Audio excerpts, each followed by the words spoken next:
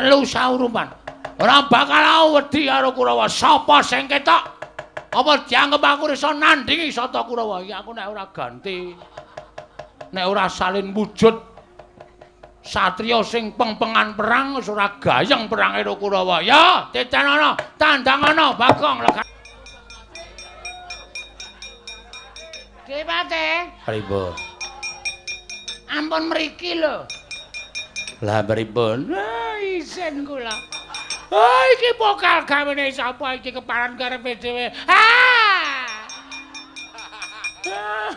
Aku mau nek dibukake ngono ku. Kaya kelingan jaman sing wis-wis aku.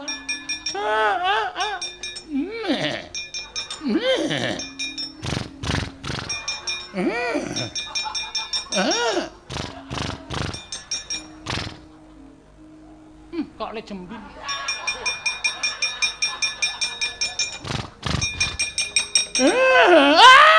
Kok karepe ilang-ilangke geroke tak ombeni barang ya mesa konangan.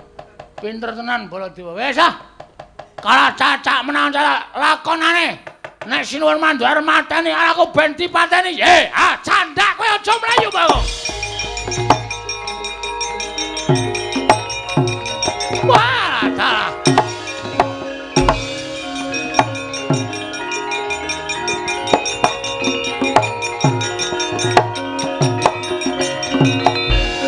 Candak. Kecandak kowe saiki. Bar mlayu nang ndi kowe?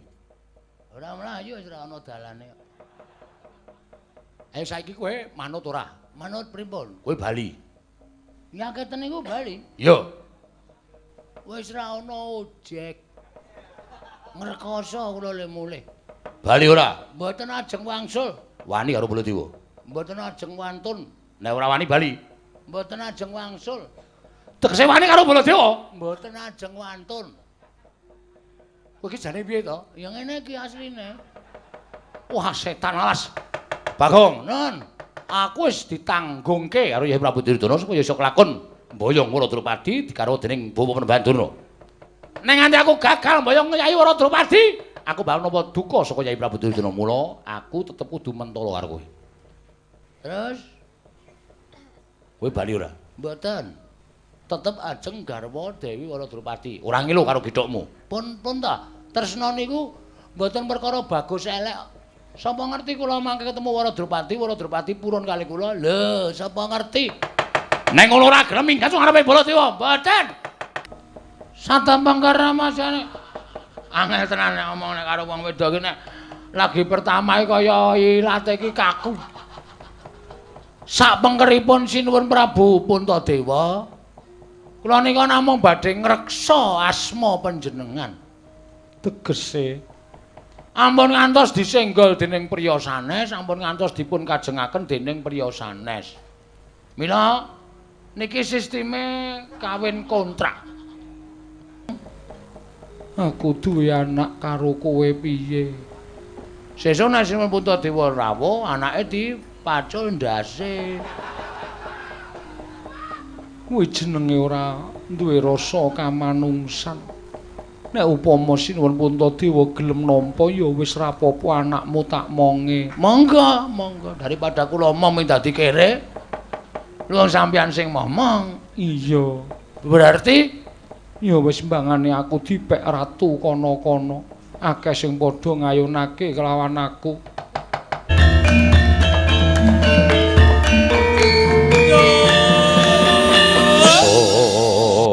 Ora takaya. Lampahing Lurah Bagong wis prateng jamiling ngrangkah negaring Pancala Radya.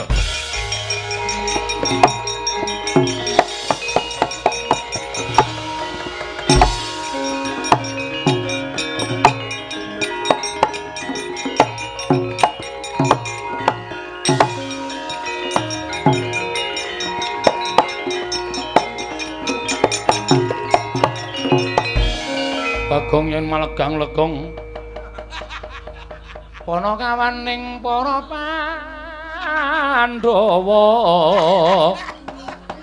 Kladuk gecul kang moral ucul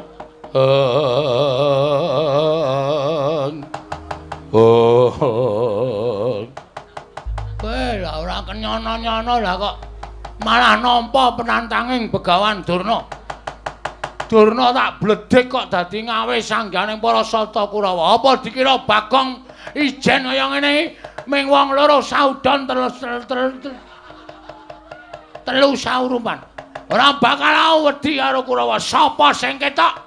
Apa dianggep aku iso nandingi Sata Kurawa? Iki aku nek ora ganti. Nek ora salin wujud satriya sing pengpengan perang wis ora gayeng perang karo Kurawa. Ya, tetanana, tandangana Bagong legane atiku.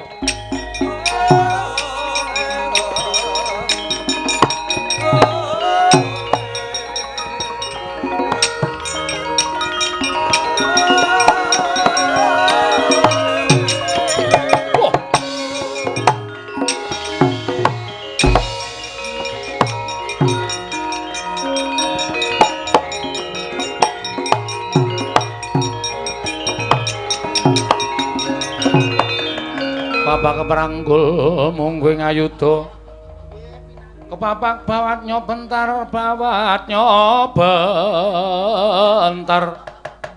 kepapaknya mungguing aloka lho ora pangling iki kaya Setyaki dasar Barayata Satringgar Boruciraden Setyaki kowe latalah lah kok kowe neng kene Kurawa dampyak-dampyak barisane kaya arep upacara dina Senin. Sedyane apa? Goleki menyang endi Bagong? Bagong iki ponokawanku. Yen cilik kowe wani kendhak sikara karo Bagong. Gedene wani nyilakani Bagong Setyawan. Setyaki sing ora trima. Wani karo Kartomarma sing tawedene apa? Ora minggat tebak dalam kene margane patimu leno pangendamu hilang dompetmu Kartomarma.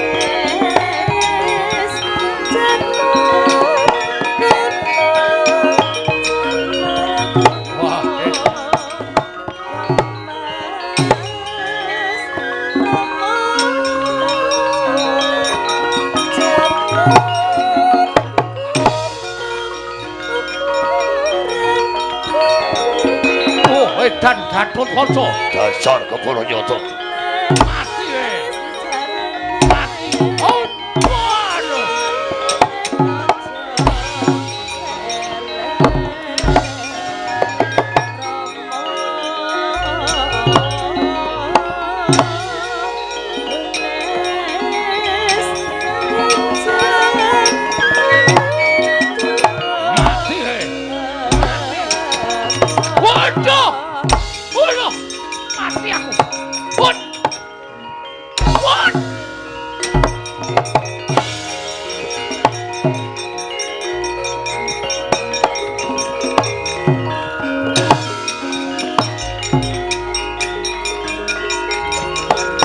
Miguel.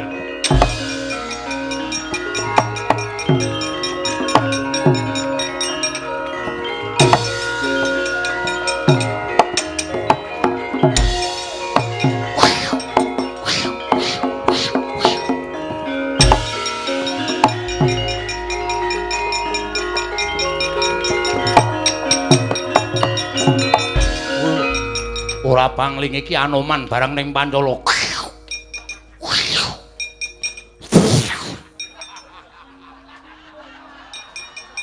Wah, Anoman mere kok idune nganti muncrat-muncrat. Edian nguyuh barang. Endi Bagong? Kena kowe?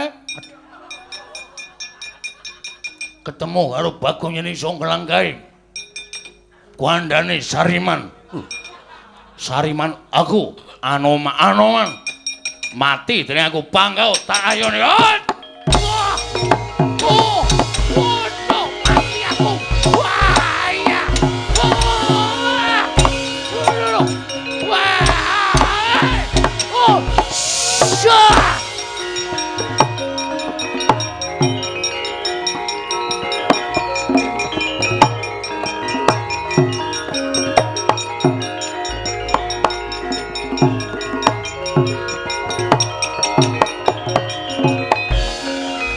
Man, sampeyan dawuh kali Kurawa ning nyatane ngapusi. Lho, ngapusi ngapa? Bapa Durna paring dawuh nek Bagong sing dadi pepalangi nggone bakal mboyong Wara Drupadi. Ning nyatane Bagong wani karo Bapa Durna jebul kancane pirang-pirang. Le, kesik ta? Bagong ki ijen. Kula ketemu kali Sencaki. Sencaki gelut kali kula dereng rampung dumadakan wonten Gatotkaca. Sirah kula dicekel karo kaca kula wis mati. Kula wis rumangsa mati. Ning diuntir gulu kula niku mboten kok pedhot malah kaya digrepek mak kruduk ngoten. Nek kudune kowe mati, kedahipun kula nyemanggaken. Wah, edian kancane Bagong pirang-pirang. Tur digdaya kabeh. Man Anoman balang nggih tumut. Ngetok. Lah kok mak jundil Kula semanggaken Dur. Nun. Bagong kancane pirang-pirang sirnakno le. Nggih, ngestaken dawuh.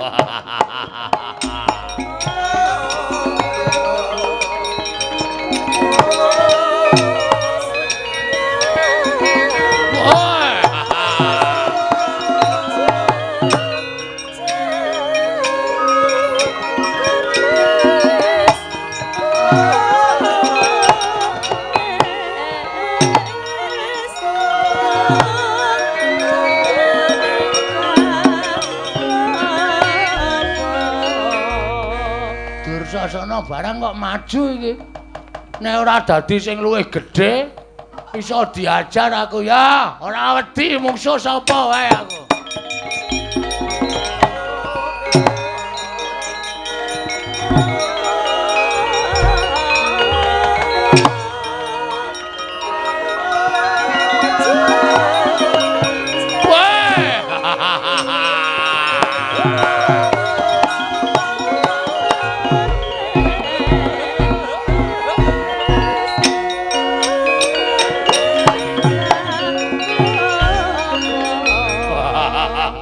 Wiwit kapan kowe joget Werkudara?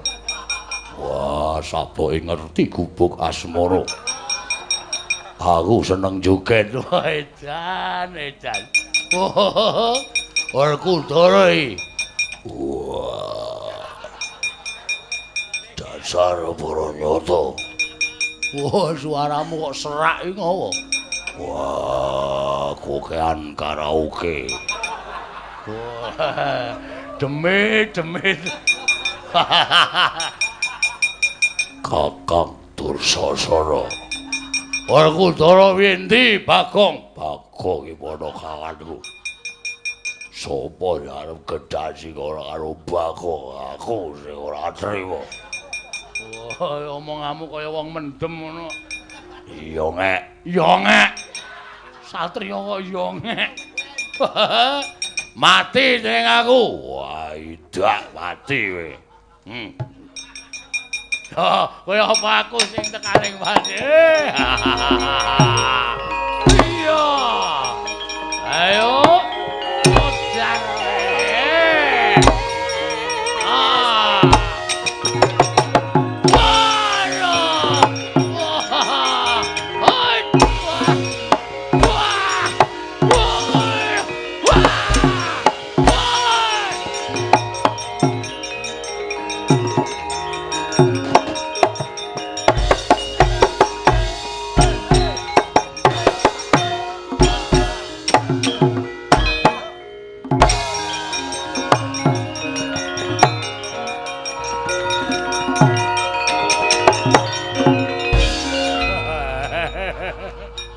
Isin man kula. Ka isin piye? Kula maju rek kae goleki Gatotkaca Sencaki ketemu kali Werkudara. Lha kok sik ta? Werkudara barang drene iki ngapa? Kakang niki lagi lunga kok tekan kene. Lah duka. Omongane kaya wong mendem nika. Disaruk-saruk ora karo-karuan. Kula ditendangi, kula semanggaken. Mati kula. Ora mundur mawon isin. Kakang Penemban Durna. Pripun Dewate? Bagong mboten isa disingkirke. Kula aturi majeng wonten ing pabalan. Tuh, Bagong. Ora minggat sing arep aku tiban cundha maneh mbok dadi muparat kowe.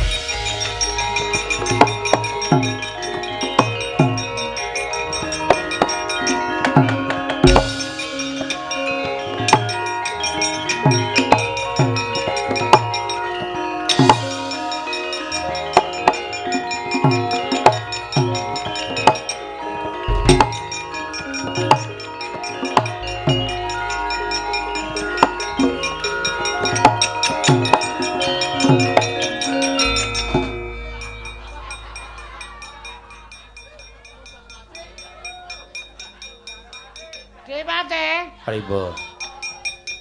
Ampun mriki lho. Lah pripun? Isin kula. Iki pokal gawene sapa iki keparan karepe dhewe. Aku mau nek dibukake ngono ku. Kaya kelingan jaman sing wis-wis aku.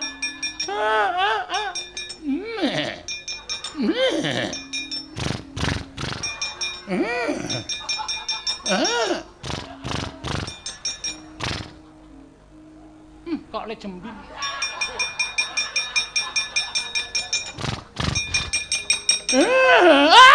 Aku karepe dhewe aku wirangan aku.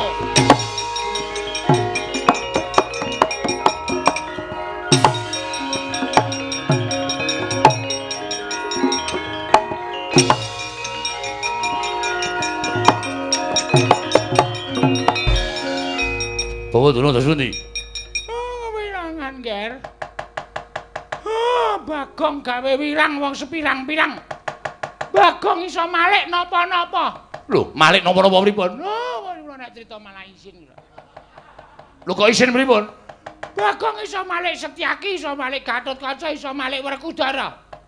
Bareng kula maju nggawa cundha maneh. Malik napa? Isin kula. Malik napa sampean mang bloko kali kula? Balik jaran. Sengkune iki iblis. Malah ngomong-ngomongke ora. Mongkon jengking-jengking nika. Coba ora ana kula. Mesti wis nyelingkrek. Sampeyan niku cangkem elek ora. Lho. Bagong kekuatane kaya ngoten. Inggih nggih. Bagong. Yen manyen iso nambahi Kyai Nenggol aku meguru karo kowe banget kare.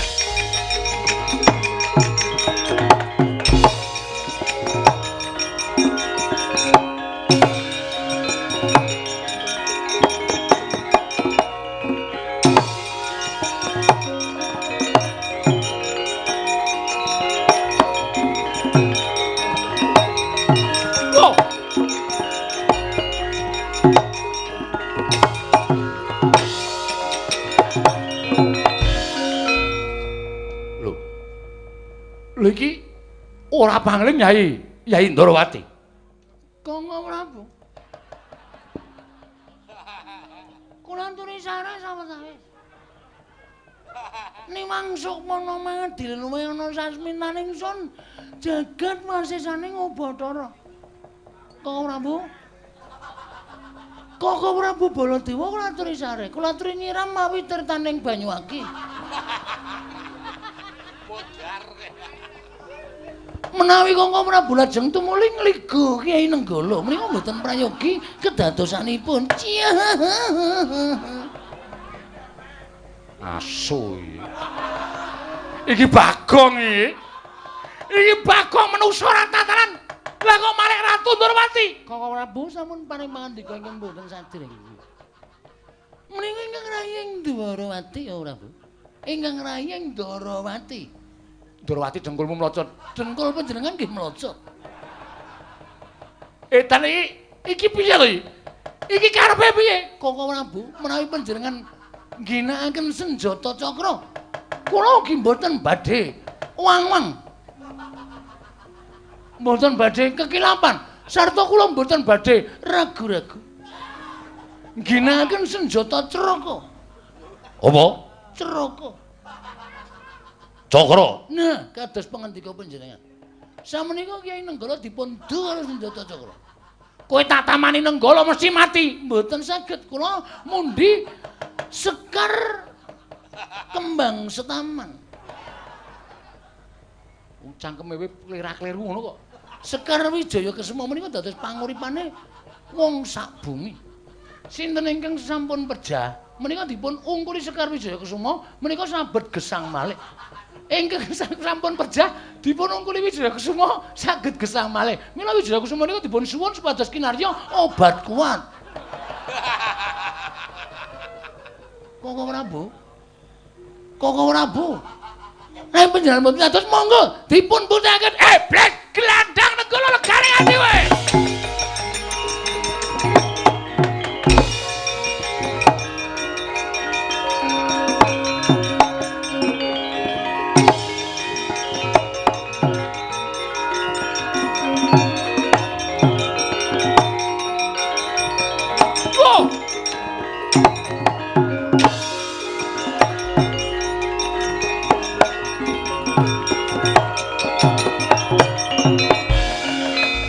Janaka, undendrem.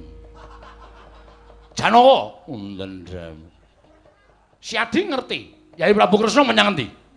Prabu Kresna nembe dateng Indomaret. Edian. Iki aku kok digawe bingung karo lakon iki. Iki dudu Janaka iki. Iki dudu Janaka, ayo ngaku ae. Koko Prabu. Koko Prabu. Wingeng rai menjanaka. Koko Prabu Baladewa mlajar-mlajar wonten menapa? Aku golek Yai Prabu Kresna. Koko Prabu Darawati mboten dalem papan mriku. Koko Prabu. Nggih. Wonten nyiram tenan sabar. Menawi Koko Prabu mboten mangke. Koko Prabu mbanyan iki ardane kamsu Koko Prabu samriki Koko Prabu. Iki kok mengko Koko Prabu karepe piye? Nek menjenengan badhe mulawan bagus. Ning mboten ten. Koko Prabu. Mboten ten mangke nganti nampane. Koko Prabu samangke kula ngaturi kok. Ah, kowe Bagong kowe karepe iki.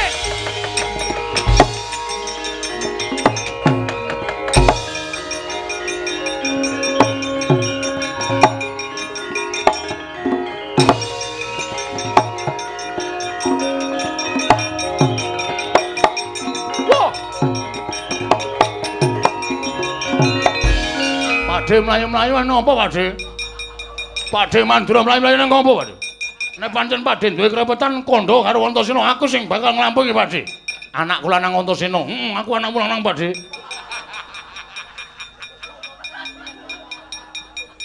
Pakde Mandura, iya. Pakde Bule, iya. Kowe ngerti Bagong ora? Sapa Pakde? Kowe ngerti Bagong apa ora? Pakde ngeloki Bagong kok. Kusik. Saiki omong sing suwe. Omong sing suwe. Suwe. Lho, ora ngono. Omong sing akeh. Akeh. Antasena. Piye, Pakde? Antasena saka endi? Kasatriyan. Kasatriyanmu ngendi? Pringgondani. Anu. Ngrandu Gumbala, Pakde. Antasena kok kasatriyan Pringgondani iki gosok. Karo omahe dhewe ora apal iki. Pakde, omahku wis digusur, Pakde. Urung ding, Pakde. Kasatriyanku ngrandu Gumbala. Pakde goleki sapa? Goleki Budhe apa? Ora. Goleki Bagong. Bagong ora ana, Pakde. Kowe rasa ngapusi. Suaramu grok-grok kuwi Bagong. Kowe ora minggat Nenggala dening aku. Aduh, Pakde, aku tak mlayu, Pakde.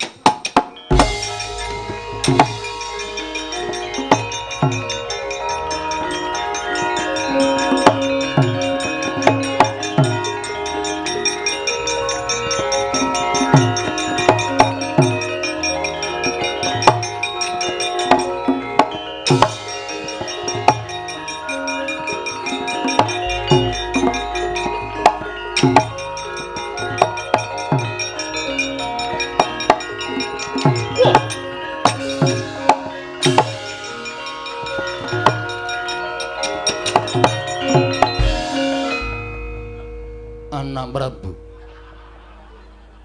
kula suwun kanthi sanget kula aturi nyiram mawi tirtaning kesabaran.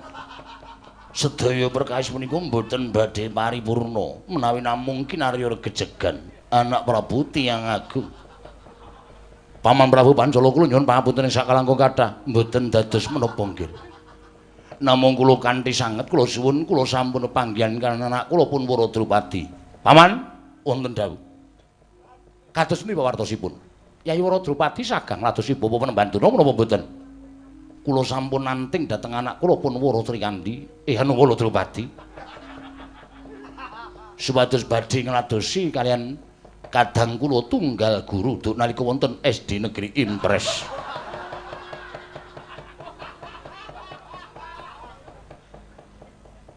Setan. Tiwas tak basani. Menos ratatanan gugu karepe dhewe menungso kranjingan. Wah, lah kok kowe iki ngobrak-obrak karo asmaning Paman Prabu Pancala. Malih ora kowe? Kowe malih apa ora? Ora gelem malih aja nglawan kendarat dening tanganing Baladewa. Nggir, Bu. Tiyang Agung Baladewa. Menawi panjenenganipun tiyang agung Mandura menika mboten kersa angendhak dhateng kamurkanipun menapa badhe kula wadulaken dhateng tiyang listrik. Lah tenan to. Lah tenan kowe pake. Ayo pokoke entekke wayange.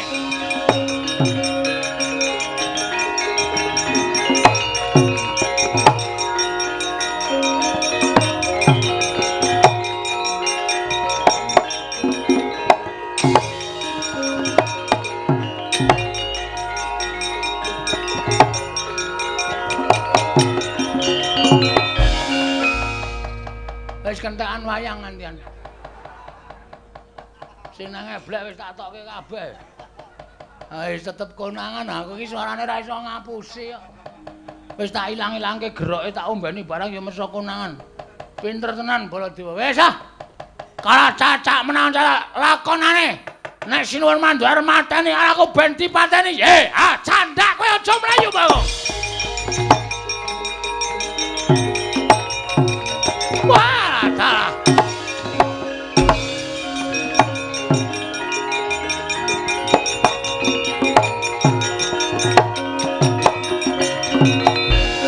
Candak. Kecandak kowe saiki. Bar mlayu nang ndi? Ora mlayu wis ora ana dalane. Ayo saiki kowe manut ora? Manut pripun? Kowe bali. Nyaketen niku bali. Yo. Wis ra ana ojek. Ngrekoso kula le mulih. Bali ora? Mboten ajeng wangsul. Wani karo Baladewa. Mboten ajeng wantun. Nek ora wani bali. Mboten ajeng wangsul. Tegese wani karo Baladewa? Mboten ajeng wantun. Kowe iki jane piye to? Ya ngene iki asline. Wah, setan alas. Bagong, nun.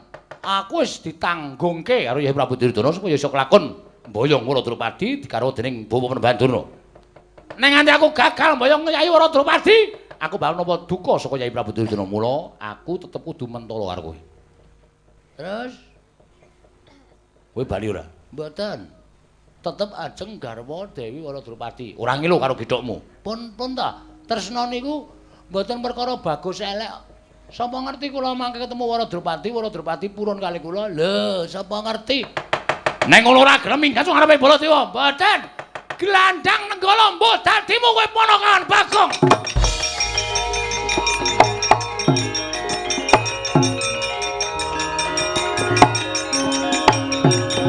Wah, ata.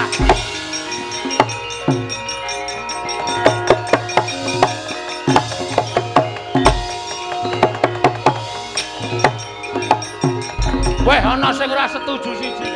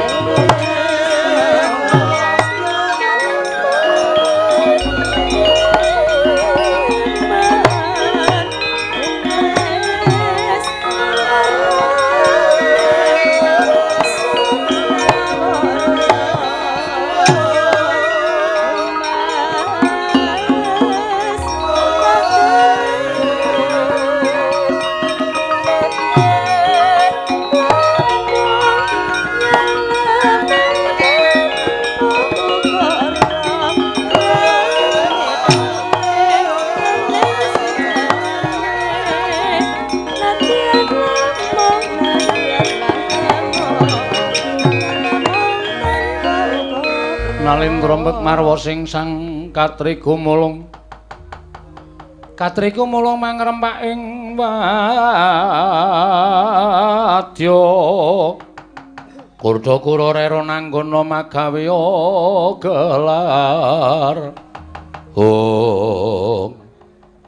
Bagong wonten dawuh aku ngaturke panuwun dina sira wisa gawe srana munduring para Sata Kurawa Begawan Durna medeni anak Prabu Mandura nggih sak kamat-kamat sinuwun gandeng sayembara ingkang sekawit nalindring Pancala melu mirengake marang upataning Begawan Durna nyatane sira Bagong ingkang bisa ngundurake Kurawa lan iso menang lawan Begawan Durna nggih mula netepi marang sumpah ingkang wis aku nalika semana melu mirengake atmajaku bakal tak paringake kowe. Serius. Iya tenan. Ya nek rika kurun, nek mboten purun mula Drupadi bakal tak timbali ana ing kene supaya adu arep karo kowe ponakan Bagong. Aduh. Ora nggo jungkat cilik. Arep jungkatan sik. Wis ora sandadak kowe macak. Anane kaya ngono yen Drupadi nampa ya ben ditampa, yen ora kaya aja gelo. Nune nggih ngestakaken dawuh. Terus semeno wonten paring dawuh Rama. Mbak Yumu aturana tindak mrene. Oh nggih ngestakaken dawuh. Monggo Kakang Mbok. Timbali Kanjeng Rama. Iya terus jumena.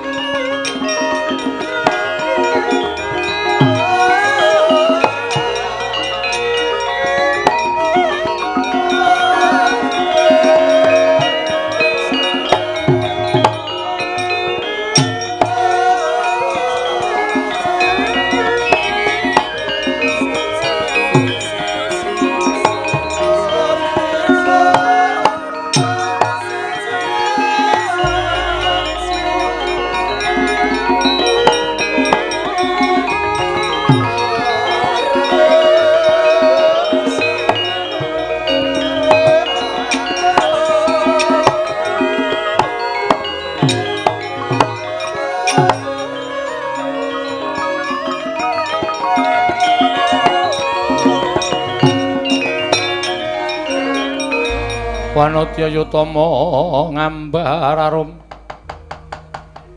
arum sang kusuma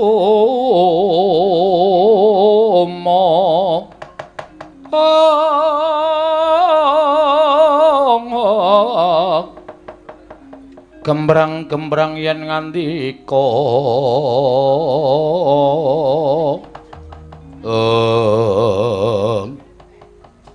Drupadi wonten paring dawuh Kanjeng Rama. Ning ngarepamu kuwi sapa? Menika Panakawan Bagong ingkang wis bisa gawe tentrem negara ing Pancala. Merga saka pamutahe Begawan Durna, mesti wae yen kowe tak tanting supaya tak rabai karo Durna mesti ora gelem.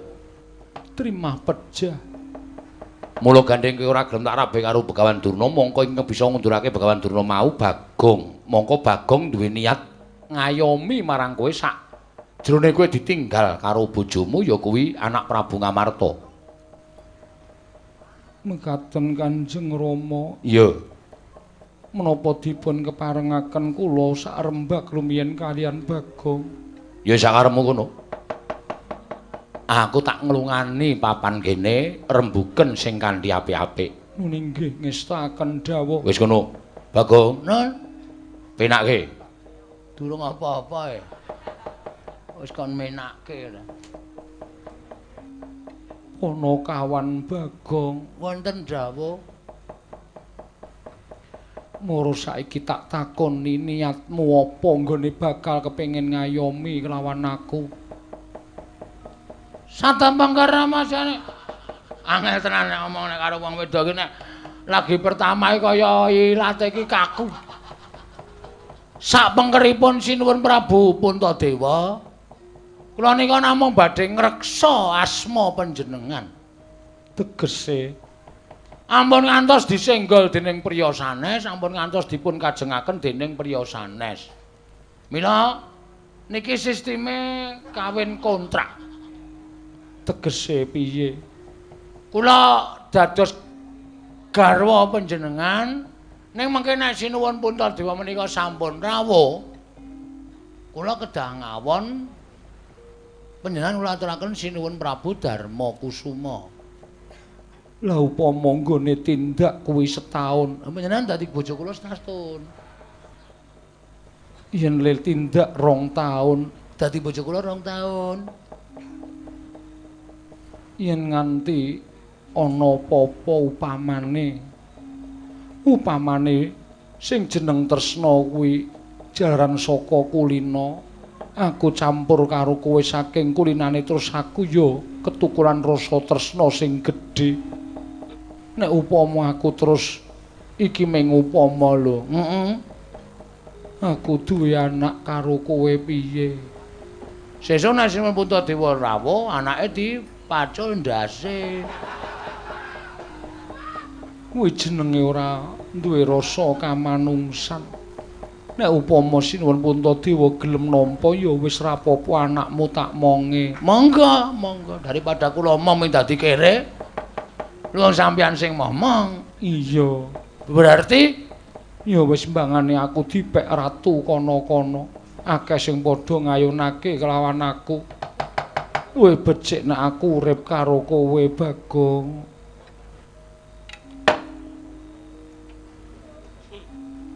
Puspawarna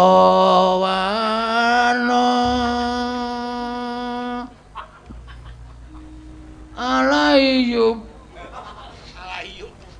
Kowe iki arep ngopo? Ajeng anu buka gending. Gending apa? Mboten iso. Ame ngawur watone lekom. Menika saestu. Iya tenan. Wah, jan.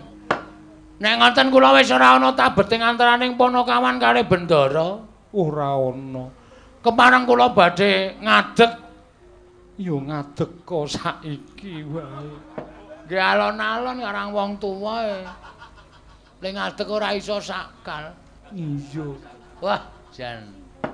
Kula ya wis ora basa karo panjenengan. Wis ora sah basa ora apa-apa. Yayi. Yayi Wara Drupadi. Kakang Mas Bagong wonten dawuh. Nyes. Nyes bokongku. Ati. Jan. Kaya siniram tirta wayu sewindu. Inggih. Iki terus apa liar jagongan iki meneh lapangan ngene iki. Hah? Apa ya ora ana tempat ngopi lah paling ora. Berdua. Lho. Kowe pesen kopi, sing kopine iso ana gambar I love you. Terus monggo aku sing nyeruput.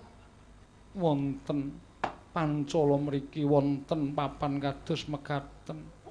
Naminipun Pan Cafe. Ben saya awur-awuran wisan iki. Nah ngono ayo mlebu jroning Taman Sari wae ya. Inggih ngestaken dawuh. Engko aku lungguh kowe ning jejerku. Gandeng aku sarep rabi karo kowe. Berarti kan abdi-abdiku kae ya ngladeni karo aku. Mestinipun mekaten. Nah, alhamdulillah.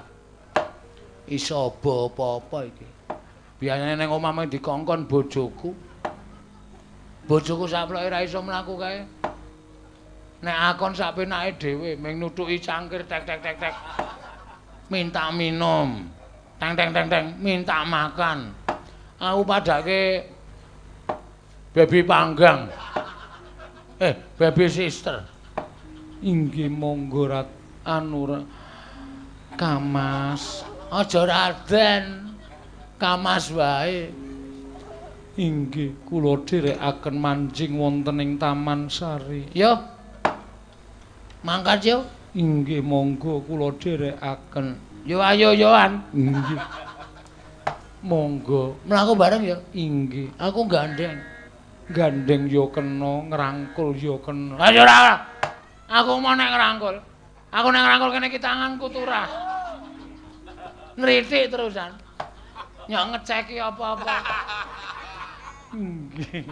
Ya mlaku bareng wae yo. Monggo kula dherekaken Raden. Raden meneh.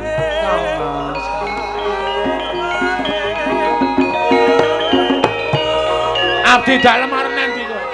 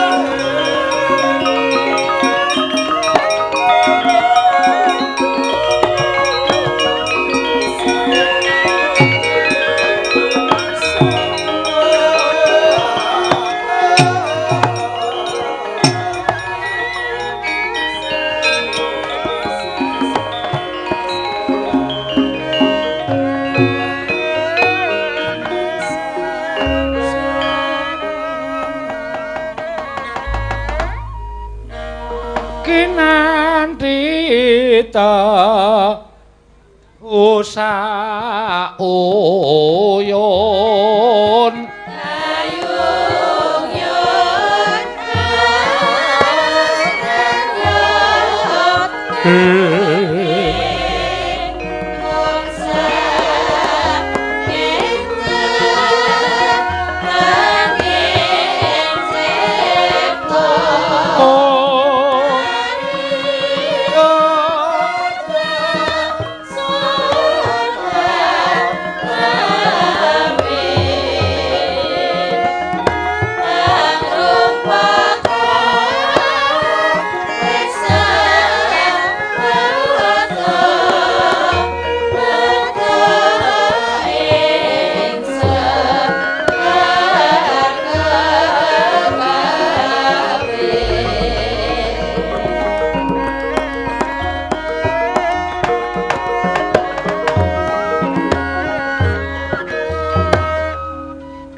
ing mapan wonten ing praja puser bumi wonten Alindra Muda gagah pideksa branyak pasmane ingkang jejuluk Nata Prabu Kalimantara Risalju nedhung lenggah madaning dampar sineba rekana patih guwa garba awarni dia sak perbata siwi gedene netra kaya baskara kembar garana mungal kaya candhik ing palwa rumahap ngersaning Sanata Prabu Kalimantara sawetawis tambuh-tambuh setaninggali sang patih guwa garba mulat kawontranipun ingkang sesembahan nggih Sang Napa Prabu Kalimantara anggenipun tansah katingal tepung wimbane kadhi wonten ingkang ginagas wonten salebeting penggalih. Dadya kemanglujening pangandika ing dereng kababaring lisan.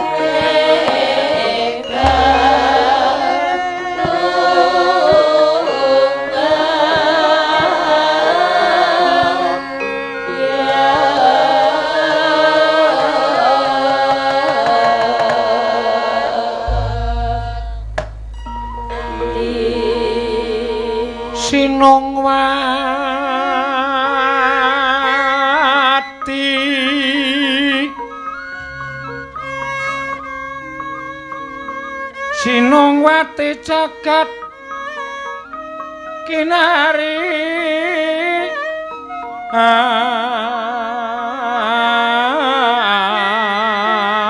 among mbak lumembak ombak ing samudra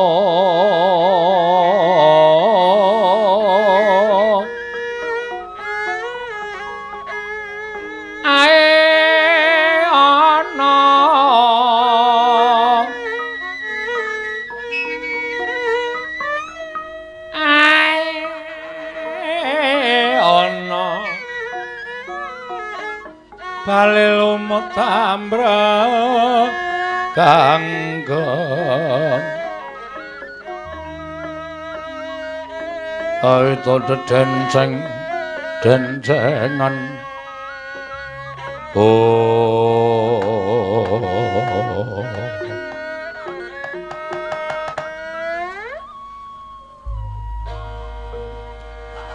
jagat wasesane ngubatara wayah Bathara jagat ate wonten rawuh sinuwun. Mesti wae tuwuh tandha pitakon jroning atimu apa ta sababe dene panjenengan ingsun lenggah ning dampar parandene durung kawiyos pangandikaning ingsun ing kababar mring sagung para nayaka lan punggawa non ngantos tuwuh tandha pitaken salebeting manahipun ing abdi kepatihan menapa ta ingkang ginebeng salebeting penggalih paduka Gusti kula ingkang sinuwun. Dalan sasampunipun kemareng kula ngaturaken sembah sumung keping pangabekti kula kunjuk. Ya Pati tak tampa. Ora liwat. Pangestuning ingsun tampanana. Lha pundi nggo jimat paripih dayanana ing kasantesan. Uruhananira Pati. Inggih. Nggone ingsun sak pejagong lawan sira Patih Guwa Garba. Sayektine mung bakal nyuntak marang pangunek-unek ing penggalih ingsun. Bab ingkang pundi? Paduka sampun dados nalindran jayeng bawana. Paduka sampun dados nalindra kuncaraning ngrat jagat ngantos keberbeken dhateng mandhangipun Prabu Kalimantara. Nalindra Muda ingkang sugih bondo bandu. Nalindra Muda ingkang boten kekirangan menapa kemawon teka Waduka nggadahi pangandika ing kados mekaten. Pate wonten dawuh. Yen babakan derajat pangkat ora kurang. Inggih. Yen babakan bondo donya ora kurang. Inggih. Pun Paduka menika menggalihaken anggen Paduka kepengin amungkasi jejakanipun Sinuwun Prabu Kalimantara. Pancen bener kaya mengkono. Lajeng wanita pundi ingkang dados weting penggalih Paduka lumahing bumi kurep ing Ngamarta Prabu Darmakusuma. Ya mung wektu dina iki Sinuwun Ngamarta Prabu Puntadewa mau lagi linggar praja. Mbuh menyang ndi papan lenggahe kabeh ora ana ingkang ngerti tumuli Dewa Drupadi kondur marang negara ing Pancala. Pate wonten dawuh. Kalodhangan iki bakal tak gunakake nggonku nyidra kelawan sekaring kedaton ing Pancala ya kuwi Wara Drupadi. Lho. Menapa mboten langkung mrayogi menawi jengandika menika nglamar ingkang kanthi sae-sae. Upama tak lamar tangeh bakal diparingake jernyatane Wara Drupadi durung dipisah dening Nalindra Ngamarta Prabu Darmakusuma tegese isih ana kewajibaning nata Ngamarta Prabu Puntadewa. Kasinggihan mekaten mula ora ana cara ingkang kudu tak lakoni kejaba mung nyidra marang Wara Drupadi. Menawi ngantos kawanguran menapa mboten adamel lingsem penggalih Paduka Sinuwun Prabu Kalimantara. Isin ketemu mburi sing baku aku bakal muktekake kelawan Dewa Drupadi. Kepareng Paduka aja ingkang padha nderek mengko mundhak kawanguran. Kakang Prawadya boleh bakal nderekake jengkaring sun samengko ora urung bakal dadi tandha pitakoning para kawula ing padha weruh. Ihi. Lajeng kepareng Paduka ingsun dhewe ingkang bakal lumawat ana ing negara ing Pancala. Yen ana kalodhangan sarta samengko ana lenaning para wong-wong Pancala, Wara Drupadi bakal tak cidra pate. Leng-leng ing driya mangungkung. Mangungkung ganduan rimang lelena tanpa kanin. Lelena tanpa kanen yen tantulusa.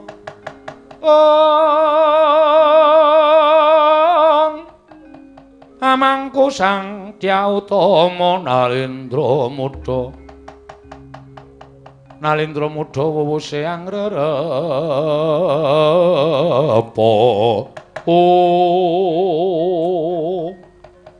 Menawi tetela mekaten namung sembah kula ingkang nderekaken jengkar Paduka Gusti kula ingkang sinuwun.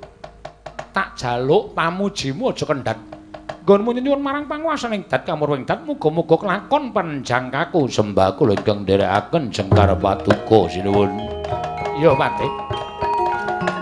Alugon lakuning lekas lukita linuting kidung kadung kadereng momong.